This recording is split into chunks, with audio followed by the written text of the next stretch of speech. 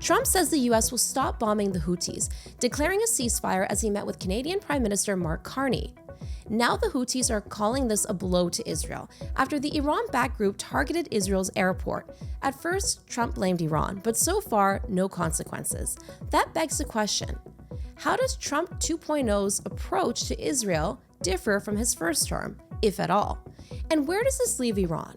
We've assembled a powerhouse panel to dig deep into that angle.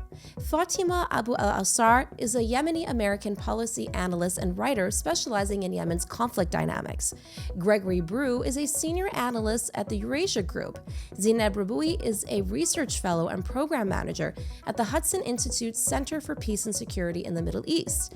And Avi Melamed, a former Israeli intelligence official and senior advisor on Arab affairs. When you're able to just tell the Houthis stop and they immediately just turn the switch off and stop, shows how much power Tehran has in the region. I think the critical question now is, how far does this ceasefire go? The Trump administration is really focusing on competing with China. And I think this is why the Trump administration made it a big deal of going to the Gulf. When you are dealing with a leader, the leader of the biggest power on this planet, and this leader is clearly very unpredictable. I'm Negar Moshahedi, and this is Eye for Iran. Wonderful. We've got a lot to unpack, so let's jump right into it.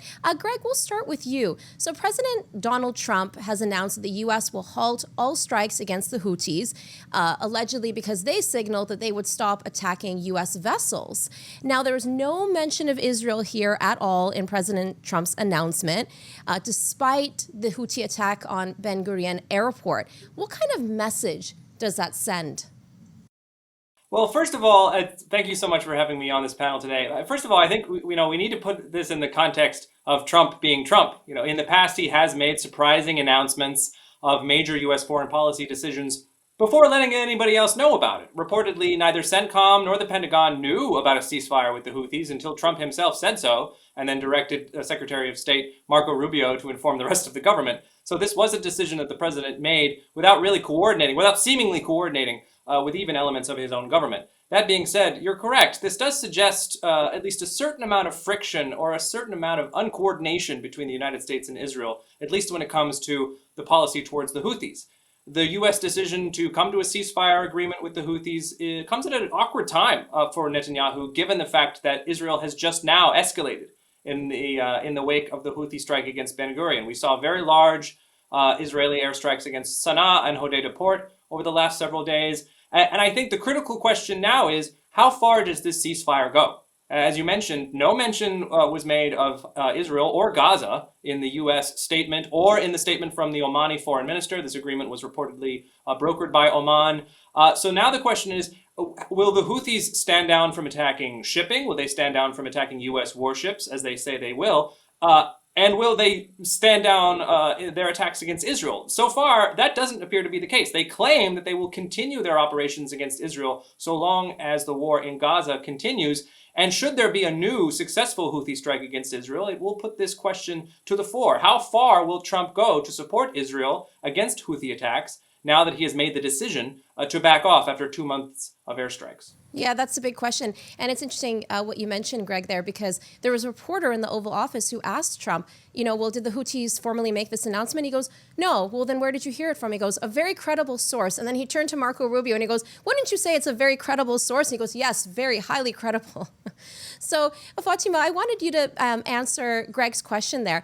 You're originally from Yemen. Tell us, do you believe that the Houthis are truly going to stop, or are they a messianic group that are just going to, a movement that's just going to use this as an opportunity to regroup? And, as Greg mentioned, with the ceasefire with the U.S. and the Houthis allegedly, are they going to ramp up their attacks against Israel despite that? And in answering your question, it would be really insightful if you could let our audience also know, give us an idea of that transformation of Yemen from this, non-sectarian, very forward country to the fractured society that it has become. Hi, Negar. Thank you so much for having me on your show. And it's a pleasure to be among this great panel. So you answered part of the question. when you asked about the Houthis and whether they're serious or whether this is just a small lull.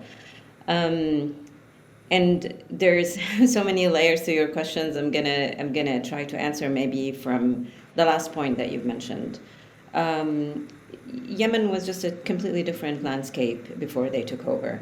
So in 2013, there was hope for a better government, and it was just sort of fresh of the Arab Spring. People wanted more accountability, wanted to fight corruption, wanted a better standard of life. And what the Houthis have essentially done is take them back to the Middle Ages with the kind of governance that they've had. It is medieval beyond comprehension. We're seeing a complete system of, insidious system of arrests, of repression, of, lack of freedoms, of women's rights being stripped away, journalists being put in jail. So the Houthis' entire being is illegitimate in Yemen. They have absolutely no legitimacy, and they're being fought from the people on the ground. They don't, and the only way that the Houthis are actually surviving in Yemen at the moment is because they're being backed by the regime in Tehran. Otherwise, they wouldn't have expanded in the way that they did, and they wouldn't have gone from just a local insurgency, as you've mentioned, to this current big ideological movement that acts in this choreography with the axis of resistance. None of their demands are Yemeni. So, and that's really very fundamental to understand. Now, what they've done since October 7th is play on a big national Arab sentiment of supporting Palestinians and Gaza, and claim to be the defenders of Gaza. And of course, what they focused on attacking the Red Sea, on Israel, and this is kind of a new element in the conflict that was not seen before. It confused their followers, it confused the international community, it confused the region, where some saw their, acts of aggression and escalation as standing up for what's happening in Gaza, which is, they haven't really done anything measurable besides saw some chaos and really give Tehran leverage. I mean, it's all what it is. It's just give Tehran leverage in negotiations, and especially currently on the nuclear negotiations that are happening with the United States. And we have to ask ourselves, why is it that they've decided to stop these attacks just now? Why is it that they decided to come to an agreement now? And to be honest, I think many Houthis were taken by surprise by the capitulation and the ceasefire agreement as well, just as many branches of our U.S. government were taken by surprise. And the reason why is that all of this was baked in Tehran, and it's an amazing strategy by Iran regime's officials to throw in something to show good faith that they're serious, but also it shows power when you're able to stop your proxy, which you've denied supporting for years, but when you're able to just tell the Houthis stop, and they immediately just turn the switch off and stop, shows how much power Tehran has in the region. And I think this just to demonstrate to the U.S. president that, look at us, we can do this. We can turn this region upside down if we want to. So there are a lot of messages that are being, said to Trump at the moment. Passed through the Houthis. And of course, the Houthis said that they're not going to stop their attacks on Israel, and they vowed to retaliate yesterday after the Israeli attacks, and what Israel has done was not necessarily an escalation, it was a response to the provocation that Houthis have done. So and, when Yemenis took pictures of the damage, they weren't saying, look at what Israel has done. They were saying, look at where we are right now and how it was caused. They're asking people to think about what is the root cause of all of this calamity that's happening in their country. Meanwhile, Houthi loyalists are saying, we're happy to have taken these missiles instead of Gaza. So they're intent on roping Yemen into a new conflict. They survive and thrive through this picture of victimhood. That narrative is really important to them and for their legitimacy and for their entire being. Well, that's fascinating. So really this pause between the Houthis and the Americans goes back to Iran and the nuclear negotiations and the leverage and the command and control that they have. Avi, I was going to ask you, before the U.S. elections, I spoke to a lot of Israeli officials, and they were quite confident and quite hopeful, actually, of a Trump return and what that meant for Israel. But if you kind of look at the pattern of what's happened lately, it appeared, at least to me, that Netanyahu, the Israeli prime minister, was quite taken aback and surprised when Trump made the announcement that he would be holding direct talks with Iran that day that he made that announcement at the Oval Office. And then you've got the firing of Mike Waltz, allegedly, as national security advisor, because reportedly he was having these back-channel conversations with Bibi. And now we're hearing that the Israelis didn't have any heads up about the ceasefire. What do you make of that? How do you read that? And how would you compare Trump 1.0 with Trump 2.0 when it comes to Israel? And how does that affect Iran? Well, Negar, first, thank you for having me on this discussion with this distinguished panel. I've listened to my distinguished colleagues. They have a very significant insight, and thank you for that. Here is the key for Iran, for Trump and the Middle East. If there is one few issues in the Middle East where most of the people agree on, whether they are Sunnis or Shiites or Arabs or Persians or Turks, is that Trump is totally unpredictable. Nobody knows what's going to happen with him the next day. This is something that is coming across all the region. Before following his triumph in the elections, I wrote something and I said, look, I think that the Israeli right wing is going to be badly disappointed, because there is a lot of expectations that Trump is going to be at least the same Trump that he was in the first term, where he was very clearly standing by Israel. He was very clearly adopting some positions that the Israeli right wing was very much happy with. Reminding you, he removed the U.S. embassy to Jerusalem. He recognized Israel's sovereignty of the Golan Heights. He portrayed his vision as of Israeli-Palestinian agreement under the title of Peace for Prosperity, where actually he made it very clear that the Palestinian state will not be fully state, but will be confined, and so on and so on. So in the Israeli right wing, there has been a lot of expectations that the second term will be a replay, but they kind of tend to forget that already towards the end of his first term, there were already frictions between Trump and Netanyahu, particularly against the background of the recent elections in the United States. Actually, Trump basically was using a very non-diplomatic language to condemn Netanyahu. And so it shouldn't be a surprise for anyone. So when you are dealing with a leader, the leader of the biggest power on this planet, and this leader is clearly very unpredictable. As mentioned here before, even its own close circles was really unaware of the recent shift that he was making towards the Houthis. Obviously, it impacts all the regional players, everyone involved, including, of course, the Iranians, because nobody knows to expect what exactly is going to be the next day.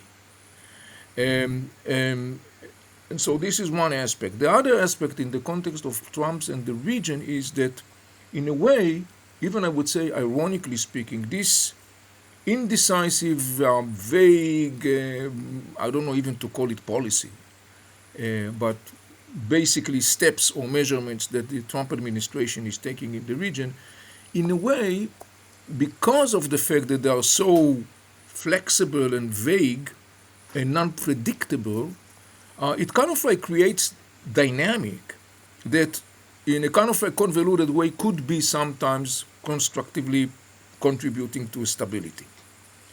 I think that one interesting example is in the context of Gaza Strip.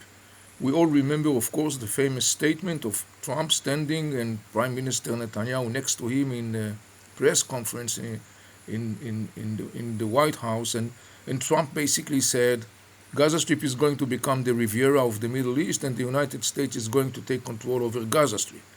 Obviously, we all remember that he also said that Jordan and Egypt should take Gaza people into their borders, which of course Jordan and Egypt rushed to strongly push back against. Very quickly afterwards, he dropped actually that statement, as well as the other statement that he made vis-a-vis Gaza. But the interesting thing was that because of his very unique position, sort of speaking, which is very untypical to previous administrations, there has been some sort of like a hustle-bustle in major Arab capitals following his statements, because they kind of like said, well, Trump is unpredictable. He's now coming and saying, these are new, games rule. There is a new game in town. I'm the one making the rules. We are not any longer in the same old rhetoric. We have to do something about it. We have to come forward. We have to play ball with Trump. The outcome was what is known as the Egyptian plan for Gaza Strip, that was formally adopted by the leaders of major Arab states, Saudi Arabia, United Arab Emirates, and others, which, by the way, when they kind of like moved the ball to the court of Trump, he basically pushed it back and say, no, sorry, this is not acceptable. So right now, this whole thing is hanging on a thread up there in the air. The bottom line is all the players in the region are unified around one thing. They don't know what Trump's next move is going to be like. The most recent update on that regard is that reportedly there has been reports that says that Trump is planning to, during his upcoming visit to the region, which, by the way, apparently is not going to include Israel, talking about what Greg talked before about the frictions between That's another good point. Israel and Trump administration, or between Netanyahu governments and Trump administration. There has been report that Trump is planning to announce that what is known as the Persian Gulf, the Arab Gulf, he's going to call it the Arab Gulf. Formally. That's been met with a lot of criticism by all Iranians, I should say. I can assure you that the Iranians will not be happy about it, particularly, as you probably know. But on the other hand, we all remember that he also changed the name of the Gulf of Mexico to the Gulf of America, so he changed the name. So what? So that's Trump. That's, I think, the way it's viewed today in the region. And again, being so unpredictable and being so totally off the diplomatic protocol, in a way, has some interesting potential and mechanism to create some dynamic that maybe could stir the sitting pot or the sitting puddle that is called the standing water that is called the Middle East. Yeah, no, that's there's been a lot of criticism online. I think I saw a lot of memes where they took the name Trump Tower and then put Persia Tower. So at least Iranians have some good humor there. Zineb, I was going to ask you, when it comes to the Houthis, Trump has repeatedly said that he is going to, put the blame on the Iranians for the Houthi aggression. In fact, I've got a quote here that I'll read out. Every shot fired by the Houthis will be looked upon from this point forward as being a shot fired from the weapons and leadership of Iran, and Iran will be held responsible and suffer the consequences. And those consequences will be dire. However, that was made on March 17th. Since then, he's made, very similar statements to that effect. But, in terms of a direct, response to Iran or dire consequences, I have yet to see it for the Houthi aggression. So what do you make of that, and how does that affect the geopolitics in the region, Zineb, and what does that do for countries like, let's say, Saudi Arabia when it comes to the message of Iranian aggression in the region? Well, first of all, thank you very much for having me, and it's been great to hear others for their insightful comments. I'd say that, first of all, the Houthi question from Washington's perspective, from the White House perspective, is a Red Sea maritime strategy question, meaning that I think that this is what DoD framed it as. This is what Secretary Rubio framed it as, and I think this is where we're heading when it comes to engagement or talking about the Houthis I think talking about them as, this type of Iranian proxy that has threatened U.S. shipments, but also global trade, etc. And therefore, I think this explains a lot of, what people might perceive as a wishy-washy response, that the Trump administration is not as direct against the Houthis, etc.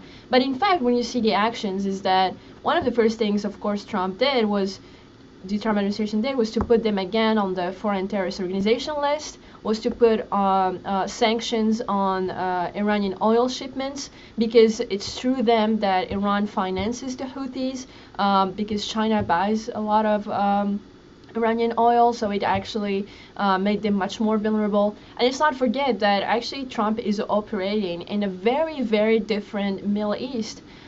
Israel was able to completely reshape the Middle East, in the sense that Hezbollah, Iranian proxies have all collapsed. Assad collapsed. So I think they see that a lot of these proxies are much more vulnerable, and that applying a little bit of pressure can go a long way. But I think this is how they've been seeing it. Does it make sense, etc.? Well, I think it's better to put it in the context where they are talking about a nuclear agreement and a nuclear deal with Iran, and that therefore that Iran will make concessions, etc., and the Houthis maybe will be part of it. So I think it's more of a let's wait and see situation, precisely because a lot of these things are unpredictable, but also because let's not forget the capacity the Islamic Republic has to also blow the deal. I think there were some Islamic Republic officials last week. They were making publicly comments about the deal, to the point where even the Russians had to make comments of, actually this is not what they meant, and let's not talk about this publicly. So I think it's better to take a step back, and because the Trump, I think Trump had always had, since I think the Trump 1.0, the thinking that Iran is an actual problem in the region, and by tackling it, it's really through that it gave birth to the Abraham Accords and other agreements. And I think that we're going to see something very similar, even as they're trying to reach some sort of deal. And regarding for Saudi Arabia and others, well, let's not forget that during the Biden administration, precisely because there wasn't a clear American policy on tackling Iran, well, Saudis have normalized with Iran through Beijing, and so it's also part of the bigger strategic, I think, environment where the United States is operating from, because it might hear some opposition from Israel when it comes to the nuclear deal, but it's not hearing one from Saudi Arabia. And I think this is also very important to take into account. Yeah, that's very important to factor in. And just a concluding question that I'd like to hear from everybody's thoughts on this. Do you find that Israel is increasingly becoming isolated when it comes to confronting Iran and as a Middle East threat? When you have a U.S. president like Donald Trump, who has repeatedly said, I don't want war, I don't want to go to war. He's even said that he would not allow Israel to drag the United States into war. Does that embolden Iran in some ways, or does that dynamic maybe, constrain Iran? What do you guys think? Fatima, we'll start with you, then Avi, then Greg, and Zineb will end with you. Okay, Nigar, it's an important question, but there are a lot of moving pieces of the puzzle at the moment. What we can rely on, predictably, is that the United States will always be supportive of Israel. That has been the policy for decades. It's not going to change now. There might be some experimentation here and there. There might be some transactional aspects of this relationship. I mean, we're seeing with Witkoff, the entire idea is that, you're putting Americans' interest first, and that's what the Trump administration is currently focused on. It's how to minimize spending, how not to expand in wars, and it has proved to be costly in the Red Sea. And the entire Red Sea intervention has been for the protection of Israel. So in some sense, the Houthis did manage to achieve parts of their objective by having this kind of ceasefire deal with the United States. But ultimately, whether it's now or later, there might be a period of also, this also could be translated as giving Israel the green light to act, as opposed to the United States just acting in the Red Sea, where it increasingly starting to ask itself, and the conversation here in Washington is that why should we be involved in something that's costing the European a lot? It's and we've seen that in the PC small group signal chat, and it's true. Europe is losing billions of dollars as a result of the Houthis embargo there on the Red Sea. We also see Chinese ships and sailing through because they've had that kind of tacit agreement. So what Zineb had said before was right, is that the United States is attempting right now to just look at its role, look at all of its role within these kind of geopolitical powers, and try to less engage in the conflicts rather than maximize its role in conflict. It will respond to the aggression.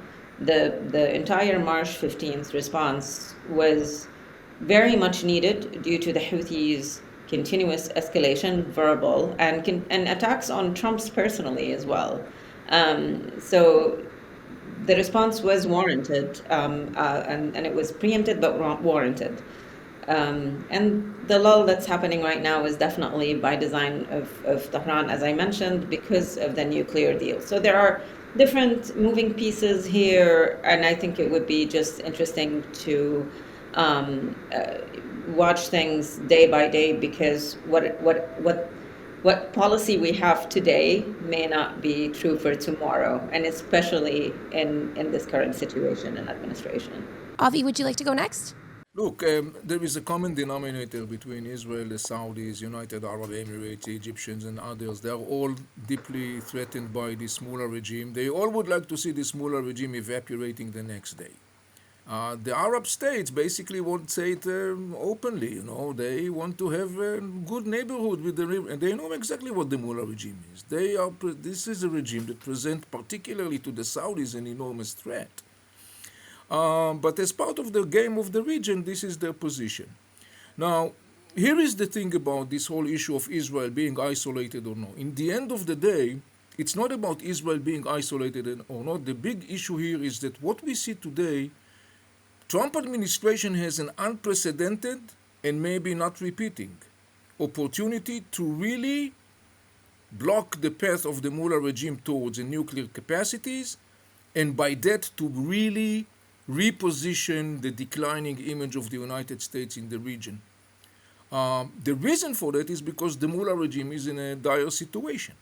The combination of the weakening of the axis of resistance, I wouldn't say necessarily the disintegration, because it's there still, it has been significantly weakened.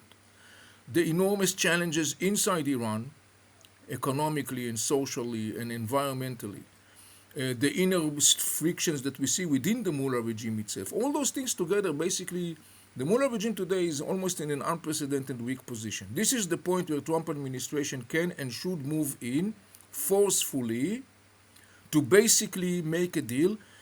And that deal, in the context of the Iranian nuclear issue, has another significant component that has to be intertwined. In fact, when you look at the Iranian threat, there are three major segments, just shortly to name. One is the nuclear program, the other one is the ballistic missiles, and the third one is the militias or the proxies. The less negotiable, addressable issue is the missiles and the drones and so on and so on. The mullah regime will not compromise on that. But I think that if Trump administration will draw a very strong line in the sand regarding the nuclear program, and Parallel to that, and I think the administration as of now is doing that, and it's a good thing. Parallel to that will continue to restrain Hezbollah in Lebanon, continue to restrain the Iraqi Shiite militias in Iraq. By the way, sending positive signal to the new rule in Syria, which is something interesting for itself and I think has a good potential, positively speaking. If the Trump administration will do that, I think that we have a good opportunity here to basically have something that will be much better than the JCPOA. And by the way, I have no doubt that this is what Trump will hear from the Saudis when he will be there. They will push towards a diplomatic arrangement, but at the same time they will say to Trump, look, this is a great opportunity. We have to push the Iran to the wall as much as possible to exhaust the moment, to maximize the opportunity, and I think that's what should happen. And by the way, in the end of the day, Israel has to comply with that. I know that people are talking about Israeli attack on Iran. I don't think that this is something that is really reasonable, at least not in the sense of like eliminating the Iranian nuclear capacities. I don't think Israel has the ability to do that. And I think that in the end of the day, all the strings lead back to Trump administration. And this is a very pivotal moment. It's a moment of a great opportunity, roughly speaking. The question whether Trump administration will seize the opportunity is an open question. Greg, and then we'll end with Zineb. Sure, I'll be relatively brief as Avi and Fatima have made some excellent points. I don't have a ton to add, but I would echo what Avi was saying, which is that the gains that Israel has made in the last year, the degradation of Hezbollah, the collapse of the Assad regime, the weakening of the Islamic Republic of Iran, the general weakening of its strategic position through the weakening of the axis of resistance. I mean, these are significant victories for Israel. And they can be built into a strategic victory, I think, through the efforts of the Trump administration. Through the coordination of what the Trump administration is trying to do with the Arab states in the Persian Gulf, as well as with Israel. I mean, I think there is undoubtedly some friction between Netanyahu and Trump personally. I don't think we can dismiss that, but I think the strategic basis of the relationship between the United States and Israel remains very strong. And to Avi's point, if there is a deal that is reached through negotiations, as well as through, I should say, the pressure that the United States and Israel are putting on Iran through the development of a credible military threat against the nuclear program. If negotiations don't succeed, President Trump has been very clear, there will be military escalation against the program if no deal is reached. If a deal is reached that removes the threat of Iran developing a nuclear weapon, this would be a significant strategic victory for Israel, because this threat is real, it is existential for Israel.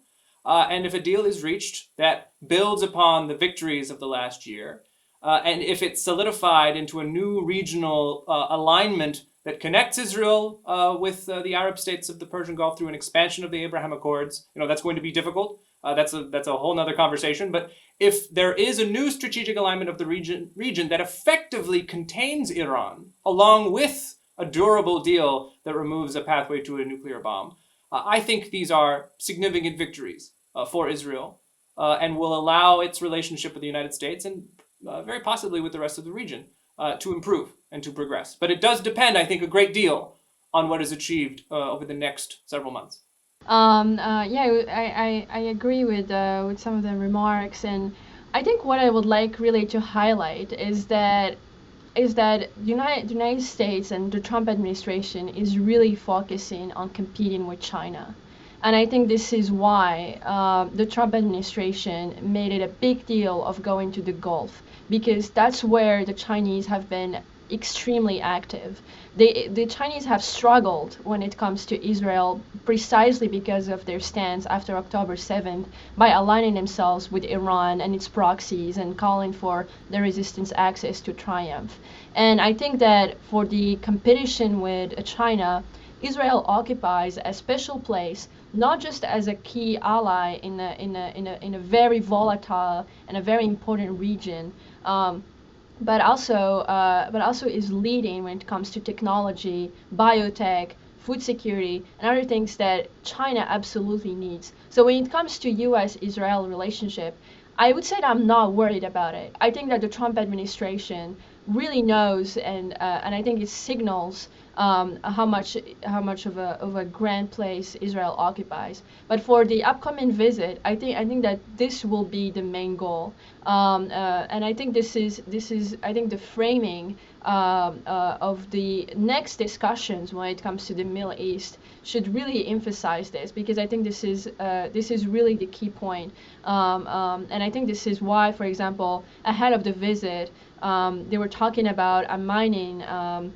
deal, a critical minerals deal with Saudi Arabia, a memorandum, and these are actually clear deliverables that show that the United States is still committed to being engaged in the Middle East, even though it is talking about pivoting to the Indo-Pacific. So I think this is how I would frame it, and that the nuclear deal. I think I'm not as as clear cut about it, that this is horrible, this is not going to happen, or this is going to happen. I think it's more of a wait and see thing, just because we saw what happened with Ukraine, and I think that it would be wise to actually wait and see how all things unfold. Wow, yeah, that's a very interesting angle, especially like you said, the Indo-Pacific and the Chinese angle there. Thank you so much to all of our guests. I really appreciate your incredible insight. I had a lot of fun. That was a great conversation. Thank you so much. Thank you. Thank you for having us. Goodbye. Thank you. Thank you. If you like this episode, hit the like button. Also, leave us a comment. We'd love to know what you think. The Eye for Iran podcast series is brought to you by Iran International, the go-to destination for expert Iranian news in both Farsi and English. For more, head to our dedicated English website, iranintl.com/en.